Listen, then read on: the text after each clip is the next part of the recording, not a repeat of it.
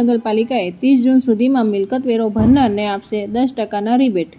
ધરમપુર નગરપાલિકાએ નગરના મિલકત ધારકો માટે નાણાકીય વર્ષ 2024-25ના મિલકત વેરામાં 30 જૂન 2024 સુધીમાં વેરો ભરવાથી 10% રિબેટની સ્કીમ જાહેર કરી છે। ગત વર્ષની જેમ આ વર્ષે પણ મિલકત ધારકોએ ફરી મિલકત વેરોમાં લાભ આપી છે। 30 જૂન સુધીમાં મિલકત વેરા ભરનાર મિલકત ધારકોને આ રિબેટના લાભ મળશે અને 31/8/2024 સુધીમાં ભરનાર મિલકતોને ધારકી મુદ્દલ રકમ ભરી શકશે, જ્યાં તેમને રિબેટનો લાભ મળશે નહીં।